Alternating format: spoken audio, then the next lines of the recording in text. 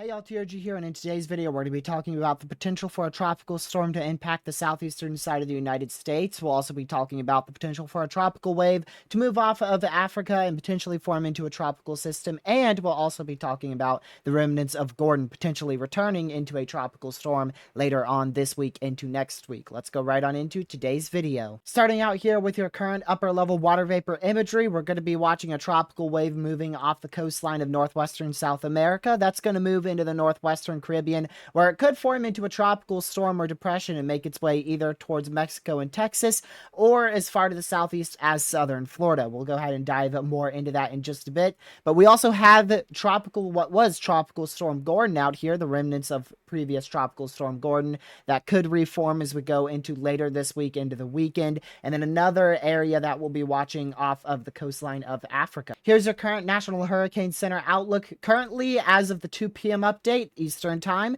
they do not have an AOI out here off the coastline of Africa. I do think they will add one most likely tomorrow on September 19th.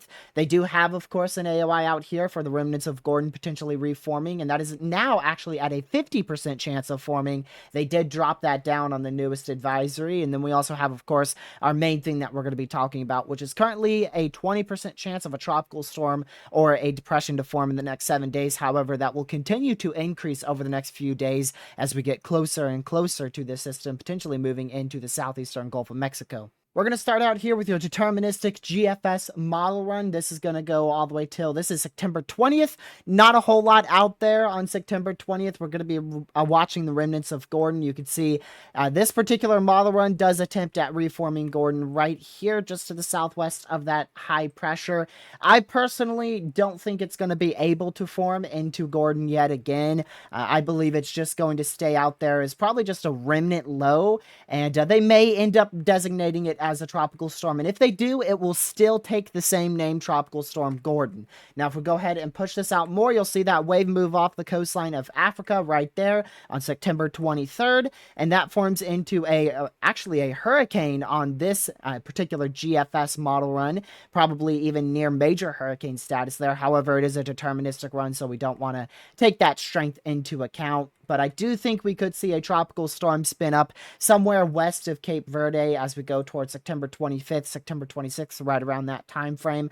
Of course, this could still change, but now ensembles are starting to really support the potential for a tropical storm. And if it does form, it will be like Gordon and most likely just stay out to sea. And then there's your other tropical low pressure. We'll back this up here. You'll see it move off the coastal areas of northwestern South America here, most likely by September 19th.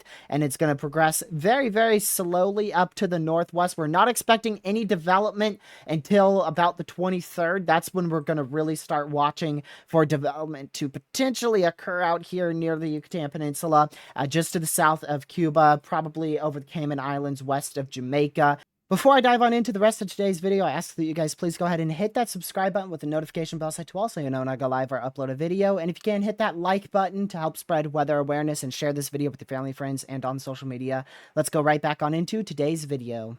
We'll monitor that very, very, very closely, and you'll see this particular GFS model run takes a tropical storm into the central Gulf of Mexico and forms it into a low-wind hurricane as it goes into the panhandle of Florida and then moves into the western Atlantic and forms it stalls it out there, and it actually strengthens rapidly into a hurricane, but thankfully moves right out. Well, I was thinking it'd move right out to sea, but the GFS does GFS things and swings this right up into the northeastern side of the U.S.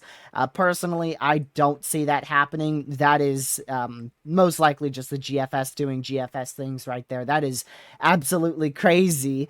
I did not look this far out on the GFS model run because it's fantasy land, but yeah, I do think a tropical storm is going to be a very real possibility out here. Somewhere in the Gulf of Mexico, there is quite a bit more uncertainty today between the model runs. Our GFS model run, as well as our GFS ensembles, are quite confident in a tropical storm in the Gulf. However, other models aren't so much in agreement on it impacting Florida, so we'll watch it closely. And then as for this going to the northeast, that's probably just the GFS being the GFS. Here's your CMC model run. We're going to move through this pretty quickly. You can see the remnants of Tropical Storm Gordon right there. The CMC model run does barely form that into a tropical storm on the 21st. However, of course, it would not impact any land. As for the wave off of Africa, the CMC model run actually does not develop that, so not much of a concern on the CMC model, which I don't really agree with that. I do think we could see a spin up low wind tropical storm out here. Anything more than that is just a little too far out to talk about. And then obviously, I'm sure you couldn't miss it. The CMC takes a decent hurricane right on into just barely east of Louisiana, kind of on the coastlines of all of Louisiana, Mississippi, Alabama, and Florida, right on into that kind of quad state-ish area. Very, very interesting there. I do think that's a possibility. It's all going to come down to the timing of the trough ejection, but I do think this is going to be the area that we have to watch the most for a tropical storm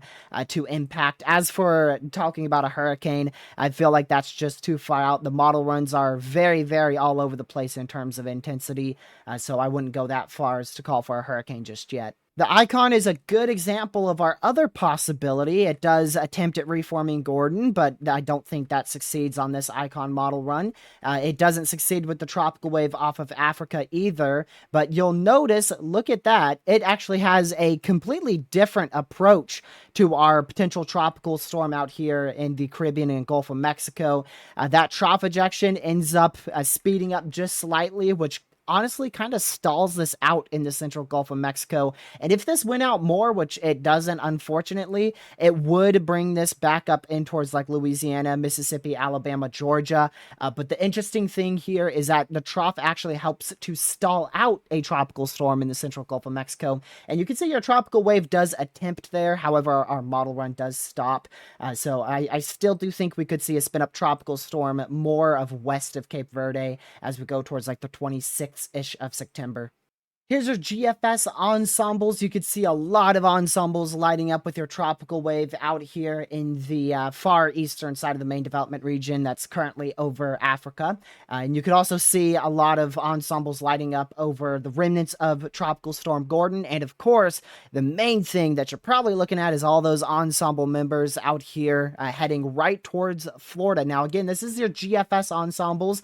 So this will, of course, change quite probably drastically tomorrow. However, that is really, really good agreement. If we were closer and we had ensembles like this, I would be extremely concerned. But because this is right around the realms of 180 hours out, if not further, that we're looking at for a tropical storm potential, it is still going to be in that monitoring mode ordeal where we just want to watch and wait. Once this wave gets into the Western Caribbean, that's when we're going to be able to know more. But currently it's located over the northwestern side of South America, and we'll have to see what it looks like once it gets in the West Caribbean, which I think we'll really start working out some of those uncertainties Sunday into Monday. European ensembles here. Of course, a European doesn't redevelop the Tropical Storm Gordon out there. If it did, it'd just be, like I said, out to sea. It wouldn't be much of land impacts. A lot of signals, actually, on the European ensembles. That's one of the new things we have now, is a lot more of a signal of a tropical storm possible as we go towards, like I said, the 26th of September, west of Cape Verde. And then, of course, a lot more uncertainty, but still a big signal out here in the Gulf of Mexico.